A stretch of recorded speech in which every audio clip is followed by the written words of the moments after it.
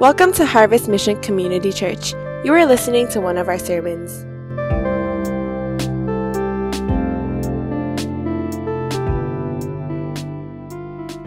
Here we go. So today we'll be going through a new sermon series, and Joanna had mentioned already a lot of the reasons why we're going through this sermon series.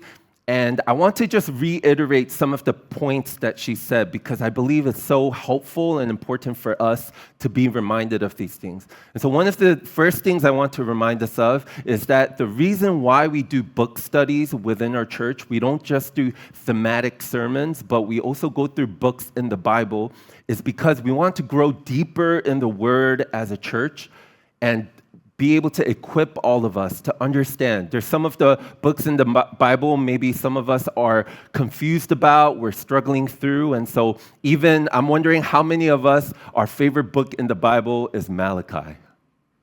Chirps, right? So we got one person here. So we got one person who loves Malachi. Maybe she could preach one of the sermons. I'm kidding.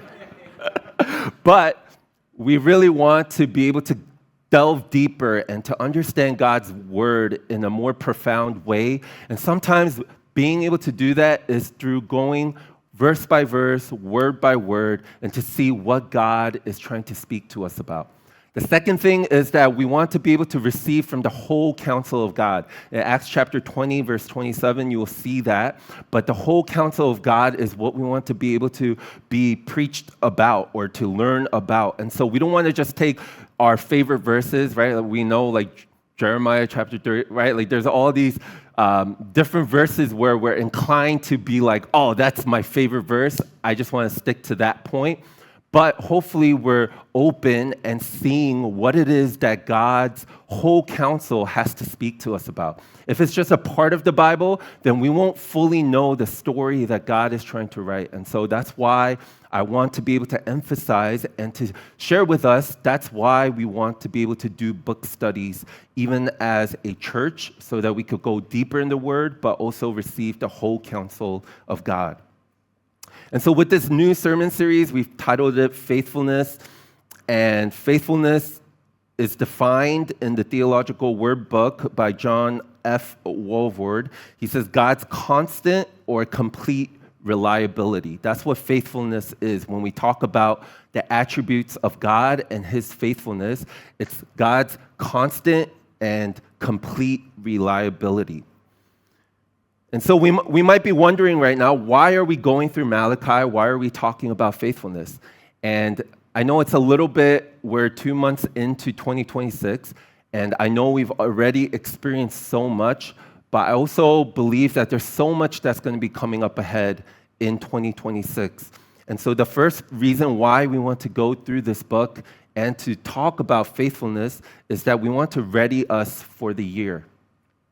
That you're going to go through hardships, there's going to be good times, there's going to be bad times, but in the midst of that, how can we remind ourselves of God's constant nature and who he is and how he is faithful? Because it's during those hard moments, it's during some of those heart-wrenching brokenness and the things that we experience that's difficult, that actually being reminded of God's faithfulness is going to be able to help us to continue to press forward and move on. And then secondly is to remember in our unfaithfulness that God is still faithful. So sometimes we get into this twisted mindset where we believe that because of my unfaithfulness, God cannot bless me. Or because I was unfaithful, that's why I'm going through hard times. But I also want to remind us that even though we're unfaithful, we're broken, we're sinful people, although we may disobey God, that God will still keep to his promises, and he will still be faithful to us. And then lastly, I just want to remind us, or just quickly give us a glance over the context of Malachi. And so, if you think about the context of Malachi, there's a couple of things that it's important for us as we go through the book of Malachi to remember. The first is the book was written after the Israelites returned to Jerusalem from exile. And so they were exiled to Babylon. They've been in another foreign country. They've seen many foreign gods. And so they're returning from exile. And the king at the time of Babylon, he decided to let them go and go back to Jerusalem. And so that's a key thing that we need to think about when it comes to the context of Malachi. Secondly, this is the last words from God before a 400-year silence. So this is the last book chronologically too. Some of the books in the Bible are not chronologically put in order in what you see in your English Bible. But this is the last book, but it's also the last book that was written chronologically. And so right after this, there's going to be a period of about 400 years of silence from God. And so for us, we have to digest that and be able to understand that what is God trying to say with the last book that he wanted to give, the last prophet that he gave to the Israelites. And that's going to be a key message of what he's trying to accomplish and show and to know his heart through this book. And then lastly is the book is broken into 6 disputes. We're not going to be able to, in the next 4 weeks, go through every dispute, but there are 6 disputes. And normally one thing, what's happening is that God is confronting Israel of their unbelief and disobedience. And then Israel fights back. They say certain words and they say, God, there's certain things that you didn't do for us, and that's why we are the way we are. And then God responds to them again. And so this is a pattern, and even in our life groups, we're going to have opportunities for us to go through these books and to study them.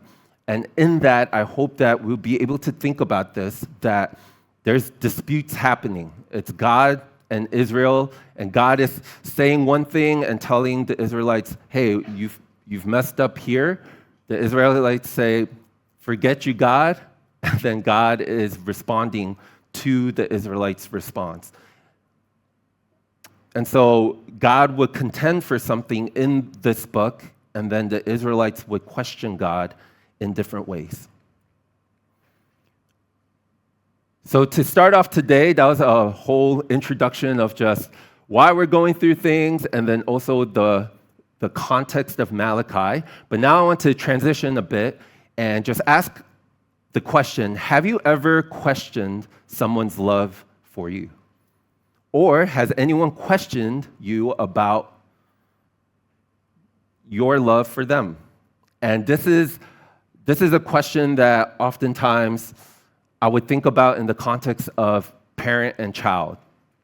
I remember when I was a teenager, I don't think I was this rebellious in front of my parents, but there would be moments where I would act up and I would say, Mom, Dad, you don't love me. And then in their minds, as I'm playing it out now, I'm like, they probably were like, you don't even know what I did for you, Peter. You don't even know what I had to go through to change your diapers. I had to, I bought you all this stuff. I provided food for you. Just a side comment, my parents were very, very loving towards me in many ways. I didn't realize it until much later. But one time, I really wanted chicken nuggets for dinner, but my parents cooked up all this food, wonderful Korean food. And now I miss it so much because I could get McDonald's here, but I can't get good Korean food here. But then I remembered, I was just like, no, I want chicken nuggets. So I wasn't going to eat dinner that night. I was like, I want chicken nuggets or I ain't eating anything.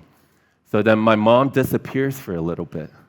And then after some time, she comes back and she brings me chicken nuggets. I was just like, whenever I question my parents' love, I always think back to that story. I'm like, man, like they loved me so much. But I want to show us this video, and essentially this baby is questioning her dad's love for her. And maybe it's just a repetitive phrase she says because she found out how to say it, and she's a little kid, and so she didn't know anything else to say, but she says this question over and over again. She says, do you love me?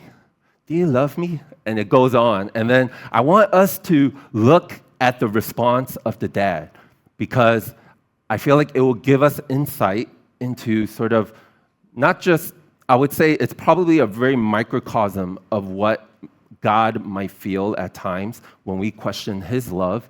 But also for us, in different situations, we could imagine ourselves that if someone were to question our love for them, this is how we might feel, and there might be different things that goes on in our hearts. So let's watch this video together. I was wondering what was going through the father's mind, because in my mind, I was just like, yeah, he probably was thinking what I was thinking about my parents and how they thought of me, that he's been changing this girl's diaper, providing for her in many ways, put a roof over her head, gave her food. And so why is this girl asking me, do you love me? Of course I love this girl. Of course I love you, daughter. And oftentimes I feel for us that that's how we often question God's love too. That God provided all these things for us, or he's shown us his love through the cross, and we always question at different moments and circumstances in our lives, God, do you love me? How do you love me? How did you love me? And we might even doubt, and sometimes in this unbelief, and why it's so important for us to remember God's love is that in this unbelief of God's love, we choose disobedience. We say, God, forget you. If you don't show me your love in the ways that I want you to, if you don't provide in certain ways, then forget you. And some of us, we're not going to say that out loud, but in our minds, in how we live our lives, that's how we go about it. That we start doubting God's love, we start moving in light of understanding that truth, that maybe God doesn't love me. And this lie that Satan plants in us. And so for us this morning, I want to share the one thing is remember God's faithful love for us. Remember God's faithful love for us. We're going to turn to Malachi chapter 1, and we'll read from verses 2 to 5. Malachi chapter 1 is much longer, but I thought if I preached on all of Malachi 1, we'll stay here forever. So I decided, okay, let's just pick a small chunk of it.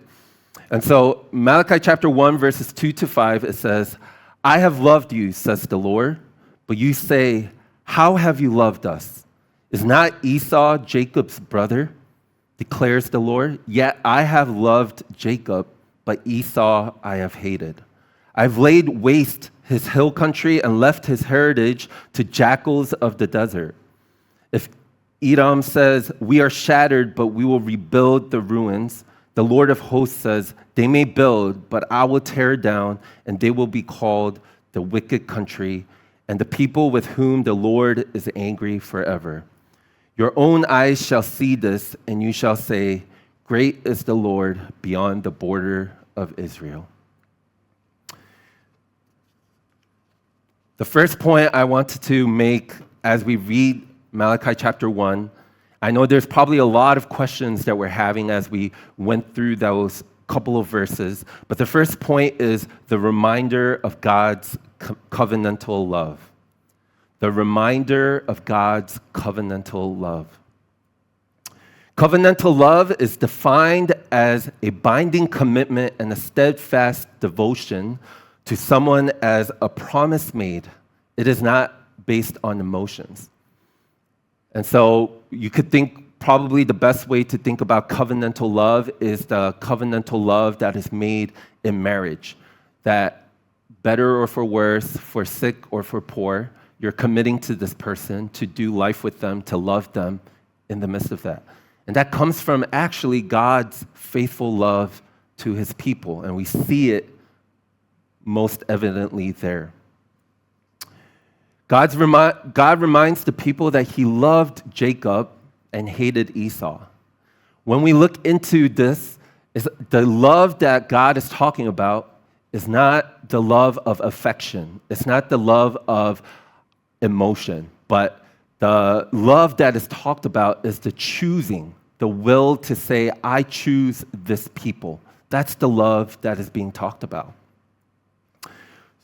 So in this case, God chose Jacob and he rejected Esau. And this is not a matter of feeling again, but this is a matter of will and choice. That God said, I have made a covenant with Jacob, and this is the line that we have seen. And through Jacob is where Israelites came out of. We see this further emphasized in Deuteronomy chapter 7, verses 6 to 8. If you could read the yellow sections with me. For you are a people holy to the Lord your God. The Lord your God has chosen you to be a people for his treasured possession. Out of all the peoples who are on the face of the earth, it was not because you were more in number than any other people that the Lord set his love on you and chose you. For you were the fewest of all peoples, but it is because the Lord loves you and is keeping the oath that he swore to your fathers, that the Lord has brought you out with a mighty hand and redeemed you from the house of slavery, from the hand of Pharaoh, king of Egypt. And in this, we see that God chose the Israelite people. That God, it wasn't because Israel was able to muster up some kind of big reward or gave the best offerings, but it was because there was an oath, a promise, a commitment given to the people of Israel by God. And so what even Malachi, as he's speaking the words of God as the prophet, he is telling these people that you are loved, you are chosen by God, and you need to remember that. So the question is, why didn't the people of Israel believe that God had this covenantal love for them? The first point I want to turn to for that is that the Israelites were prisoners of the moment. I think this is an English colloquial phrase, but a prisoner of the moment is someone who, because of what's happening from their surroundings, that's how they make judgments, that's how they make decisions, and they become a prisoner of that moment. So if we look at the situation of the Israelites, there was political, economic, and spiritual poverty. I will detail out some of those things in how we see it, but there was political, economic, and spiritual poverty. Secondly, the reason why there's a specific focus on the Edomites too, besides that they were from the line of Esau, was that they were against the Israelites as enemies, that they were actually partnered with the Babylons who captured the Israelites and put them into this state of exile.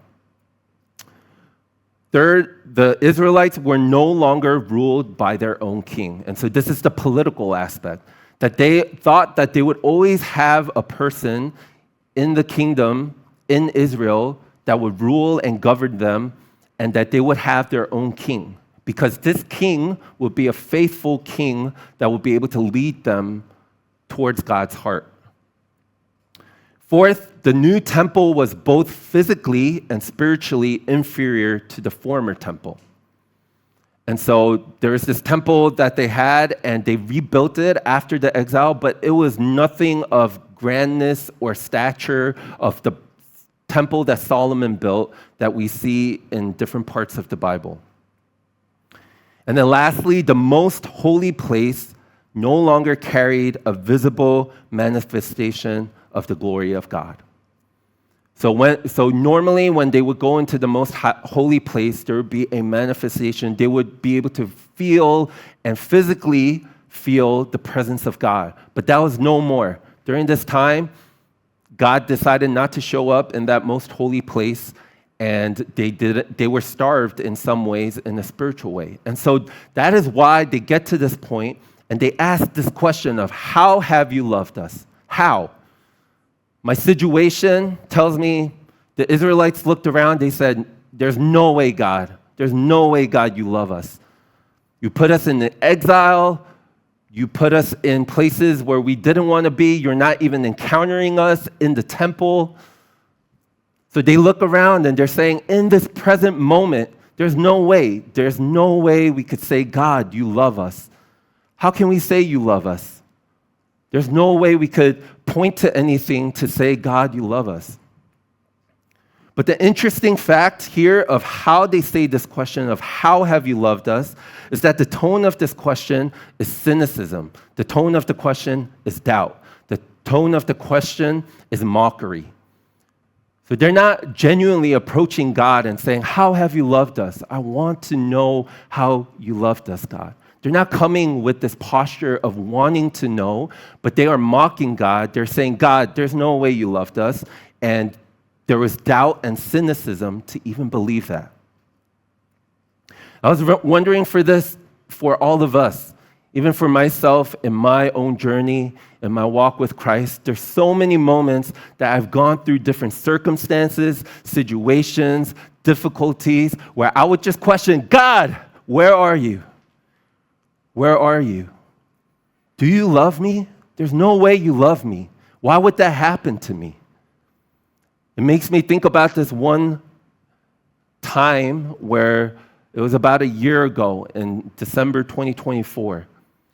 And we were preparing for missions and things were going well. And I was like, oh, I'm serving God. I'm doing good things. I should get blessings. That's the prosperity gospel, right? So we don't believe in that. But I just had this flood of thoughts of just like, hey, like I'm doing something good for God. I shouldn't have to go through hardships right now. And maybe I wasn't thinking that very proactively, consciously at the time. But when the situation struck, I knew that this was my heart. So what had happened is that I started to receive different text messages from my family back in New York. And they just started to give me updates about my dad's health. And my dad had been going through different pains over the past couple of months, but it got to a point where it was unbearable. And so they brought him to the doctor, and then at some point he couldn't bear it anymore, and so they decided to take him to the ER, or they called the ambulance, and he was rushed into the hospital. And in that moment, I remember just thinking to myself, like, what is going on? Like, God, like, do you really love me? And in that, later on, it came out that he was actually diagnosed with cancer. He was diagnosed with multiple myeloma. It's a blood cancer that shows up in bones, and it just weakens people's bones, and it's excruciating pain that they go through. And in that moment, I was like, God, where are you? The crazier thing was that a couple of days later, I heard from my wife that her father was actually in the ICU. And so I'm going and I'm preparing for missions, but all of a sudden, all these things happen. And at that moment, I don't think I would have told any of us, I don't believe in the love of God. I'm going to Thailand because I'm going to share the love of God with people. But by my actions, by what I was portraying to people, what I was, in terms of how I was relating with my wife in those moments, it wasn't love because I didn't believe in God's love for me. It was frustration, it was stress, it was anger, and that compiled and that built up. And for many of us, maybe even in the first 2 months of 2026, we are experiencing things that we thought we would never experience before. That we're asking, God, do you love us? How do you love us? How do you love me? And we start thinking, and we're wondering, my experiences do not match up with what I know about God, that He loves me. How can I say He loves me right now? And in this, when I'm talking about not being a prisoner of the moment, I'm not trying to dispel what we may feel, the honest emotions that we might come before God. But I pray that we would come before God with honesty, with sincerity, with genuineness, not mocking like the Israelites did. And let me tell you, church, that God can handle it.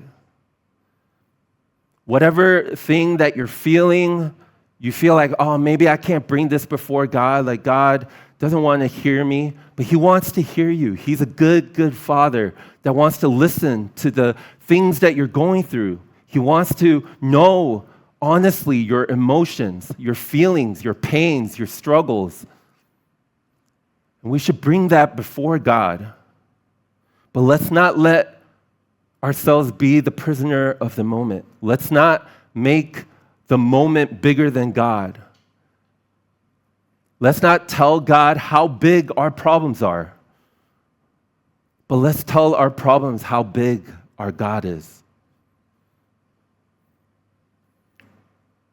And if the first 2 months are going well, and I pray that it is for many of us, but for some of us, it might just get harder and harder.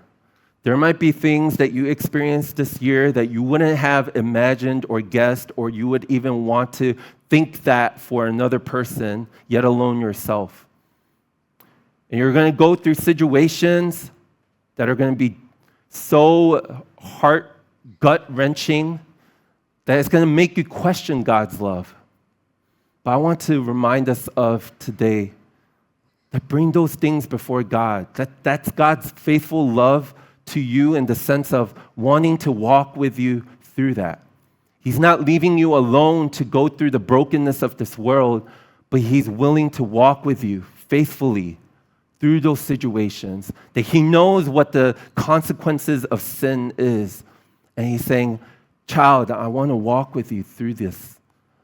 I want to walk with you through the hardships, the fire that you're going through. The second reason why that the Israelites were questioning God's covenantal love was that they forgot all that God had done. And we talked a little bit about this in our generations last week when we were covering generations. But it is so important to remember. So in verses 2 to 3, we see God talks about loving of Jacob and hating Esau, and that we see God's covenantal love for Jacob's lineage, the Israelites. Throughout these verses, you also see that it talks about everything in the past tense. In verses 2 and 3, you won't see any mention of the future, but He's very focused on the past. And this is very aligned to God's heart. There's hundreds of times throughout the Old Testament and New Testament that God talks about remembering. Remember. And in Deuteronomy alone, there's 14 times, and it's a key instruction from God for God's people. If you could read the highlighted yellow section with me for these verses too. In Deuteronomy 8, verse 2, I want to just show us a couple of examples of where God commands or instructs His people to remember.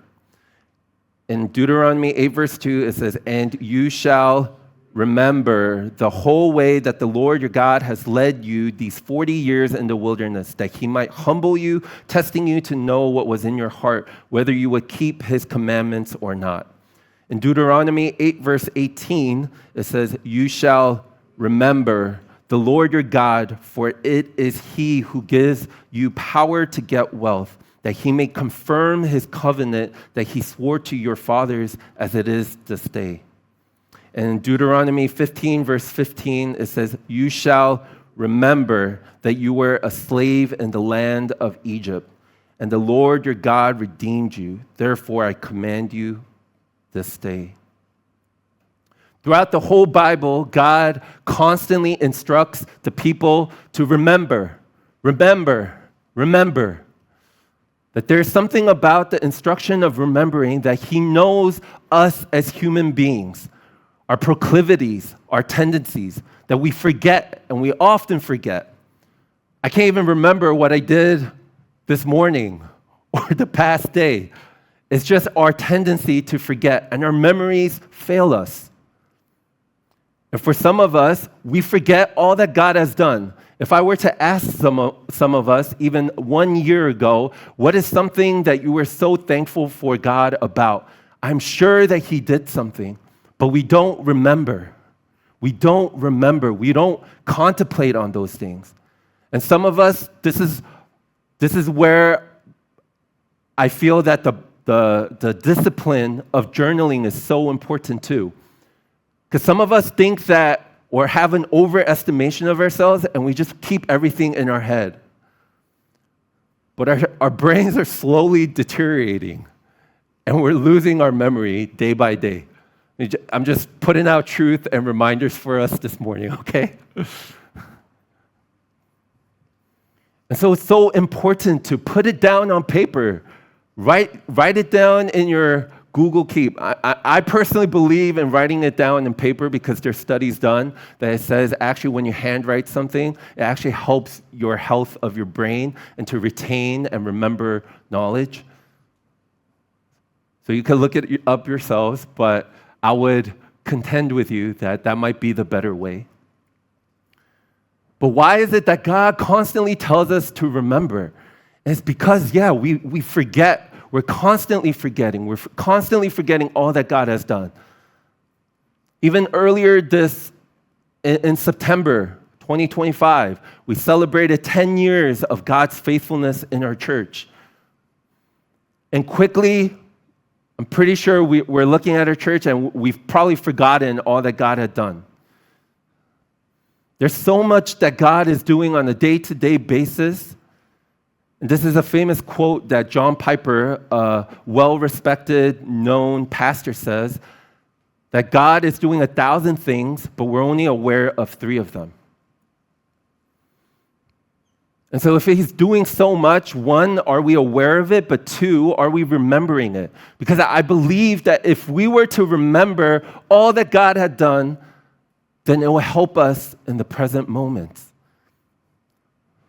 That when we're being exiled like Israelites, when we're going through difficulties, when in our workplaces we're complaining about, but actually that job is the very thing that you were praying for, so now you're praying to God and complaining to God of the very thing that you wanted, which is crazy to me, but that's the wickedness of our heart. That when we didn't get that 4.0 GPA or we didn't get that internship, that moment, that present day reality, when we see our children's maybe not being the children that we want them to be, when we are experiencing all of this stuff in our lives, can we remember? Can we remember that God was faithful, that God continues to be faithful, that God will never stop being faithful in His love for you? It's not just a yesterday thing, it's not just a tomorrow thing, but in the current, present moment, when we are able to remember all that God has done, we can know that God says He is faithful. And so He will bring that love, He will bring His care for you. And He knows exactly what you need in these moments.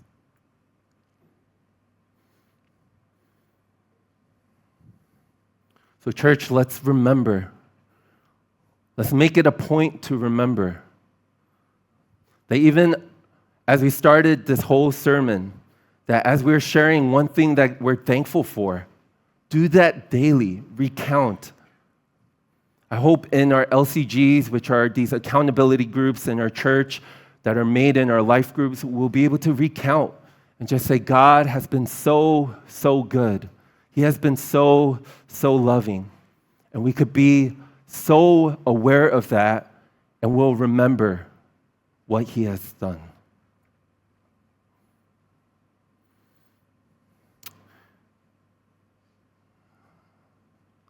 Not only was there a reminder of God's covenantal love, but there is the revealing of God's unending love.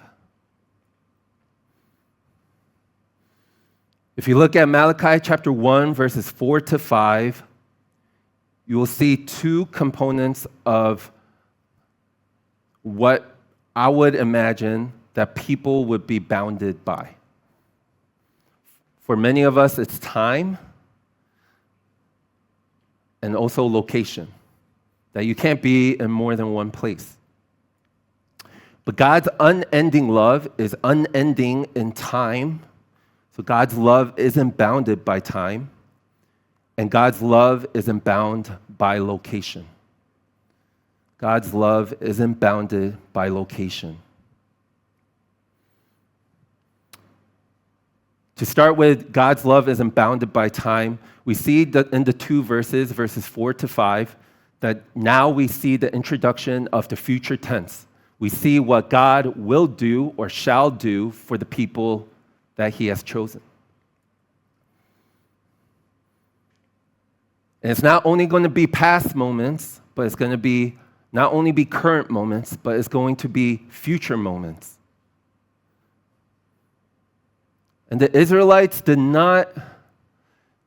knew that God was going to be continually at work. They just understood that, and many of the Israelites, if you were to ask them, will God continue to work?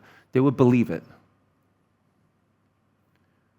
But would his faithful love provide, or would he do it again in the ways that was appropriate for the Israelites? That would he be continually faithful to his promises?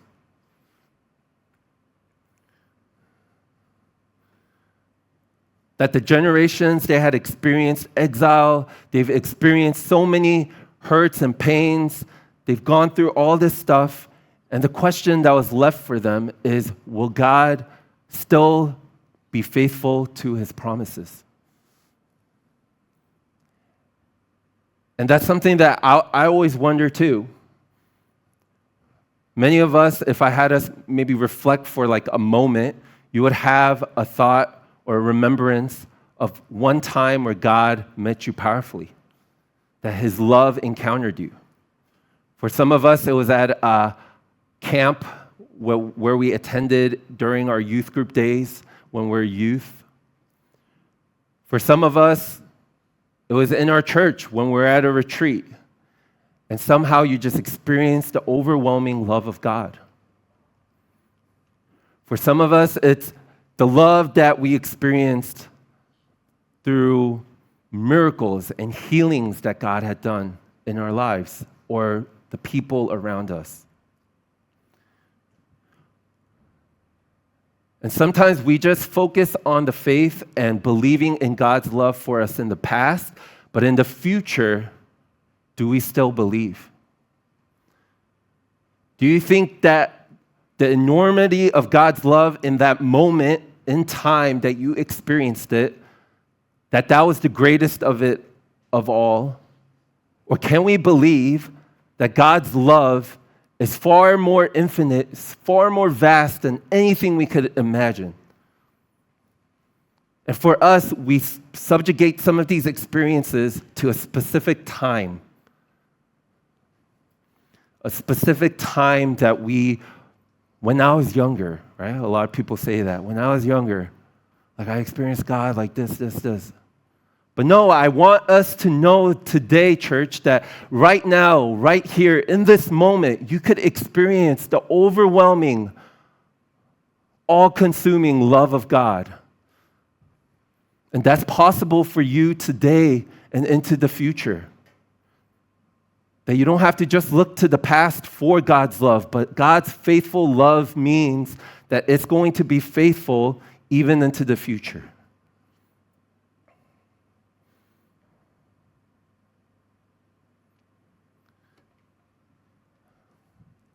And for me, one of the best ways to think about this, again, is in the context of marriage.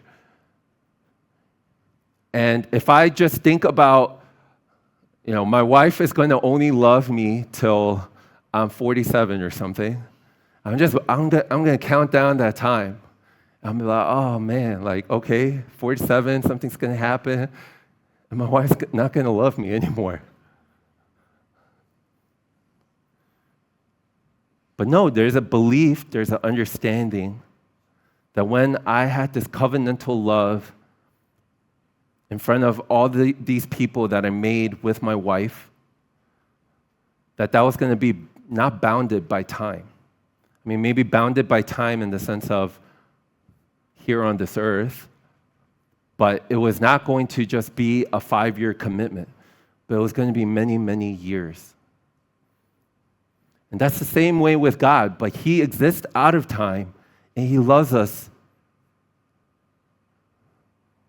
I was trying to think of the Avengers phrase, but He loves us infinite. He loves us beyond what we could imagine in terms of time, that it's not bounded to the now. And God's love isn't bounded by location. If you look at verse 5, it talks about God emphatically speaks, and He says that the people would exclaim, "Great is the Lord beyond the border of Israel." Now, how many people in this room, how many of us just think that there's a specific place you could experience God? That's our Israel, and that's what God's love is bounded to. Maybe it's the location of the T Center. And so you think to yourself, like personal devotion, why do that? I'm not going to experience God's love in my room alone by myself. That's a little weird. Like, there's no way. But no, God's love is not bounded to a location. It's not bounded to just one place. But you can experience God's love anywhere.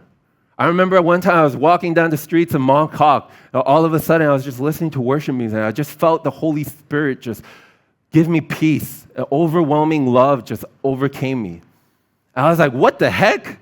How is it in Mongkok, this busy, busy place? There's sinners to my left, sinners to my right. How am I going to experience God's love? But God's love is not bounded to a location, everybody. God's love is not bounded to where you think God wants to meet you or where He doesn't want to meet you. But God's love is boundless.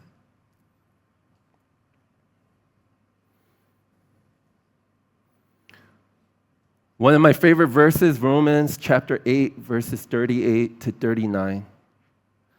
This is where I know the promises of God and God's love being boundless, and it is going to be this all-pursuing, all-out, like He will go to war for us, and He has been going to war for us.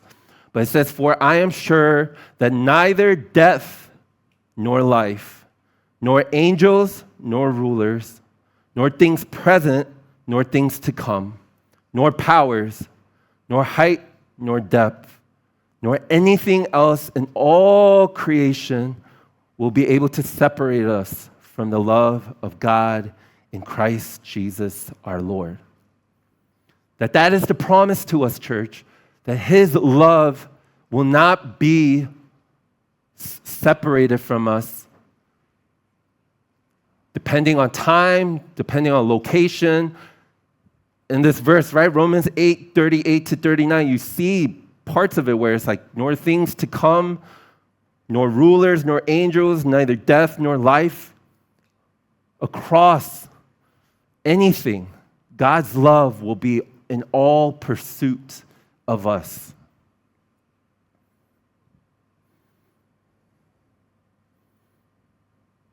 So how about us? Can we see God's love for us in the future? Not only remembering God's love in the past, but He wants to meet with you in the future.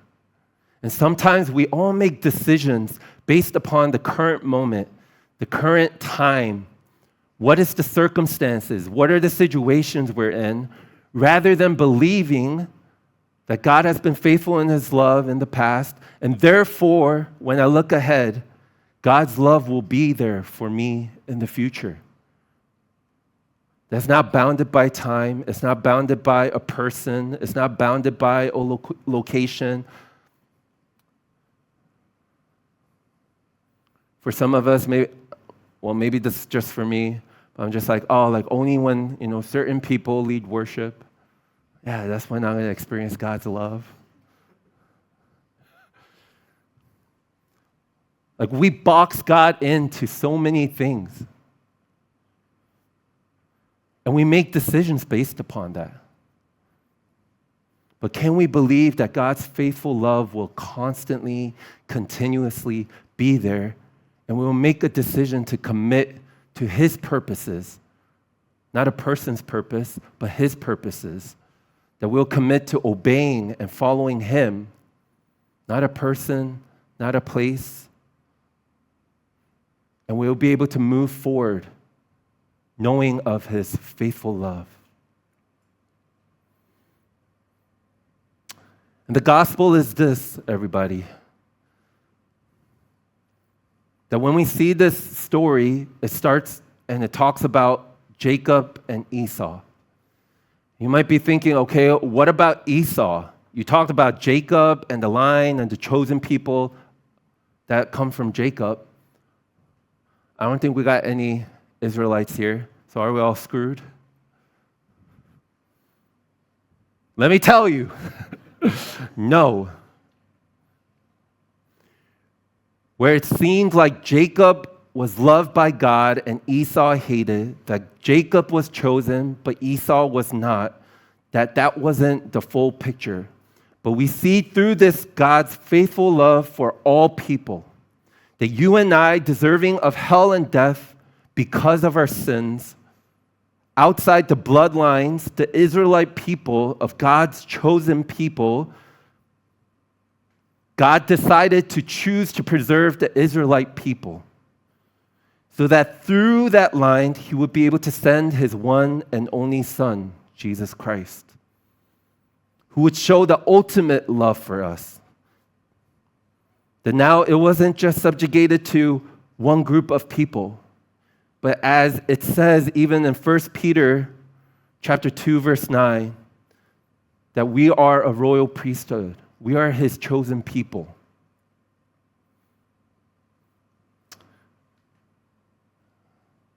And in dying for us, that whether we were belonging to Jacob or to Esau, all of us would be able to be a part of God's family and to be in right relationship with Him, and would have salvation, eternal life.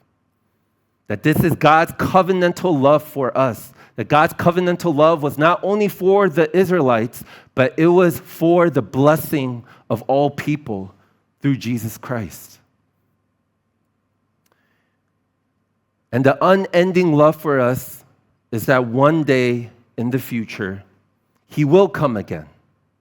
And He will wipe every tear away. And death shall be no more. Neither shall there be mourning, nor crying, nor pain anymore, for the former things would have passed. And that's the gospel, that you and I, that in our sin, in our brokenness, when we didn't deserve God's faithful love, He decided to say, I'm going to pour out my love for these people, and I will choose them to be a chosen generation, to be a people that will proclaim the excellencies of me, because I'm going to pour out my love where they're so overwhelmed that they cannot contain it, but they would share it with the world. So once again, the one thing for us is remember God's faithful love for us. I just have 2 next steps. The first next step is regularly reflect on and remember God's faithful love for you. Within certain times you have, maybe lunchtime at work, you might be having a horrible day, but just whip out your journal or your iPhone or whatever phone and just write down, how has God been good to me? How have I experienced God's love? And let me tell you, He's doing so much in your life, in my life, in our life as a church. I pray that we'll be able to remember and focus and to always be reminded of God's faithful love for each of us. The second is share your story of how you experience God's love with one person during Lent. I don't know if we remember, but during Go, one of the next steps under that was to have that one person we wanted to witness to. And let's not keep this to ourselves, but let's share this with a friend. Let's share this with a family member. Let's share this with a colleague. Let's share this with a classmate. That they don't know God's love yet. They don't know God's faithful love that has been reaching out to them time and time again. And you just might be the person God uses to reveal his faithful love to them as you share your story. So share your story of how you experience God's love. It doesn't have to be dramatic. It doesn't have to be some crazy story that, wow, like I was a drug addict, I was sleeping on the streets, and I was homeless. And sometimes we feel like those types of stories are the most powerful. But let me tell you, God is writing a special story in each of us. And if that is your story, please share it with the world. People need to hear about God's faithful love for you.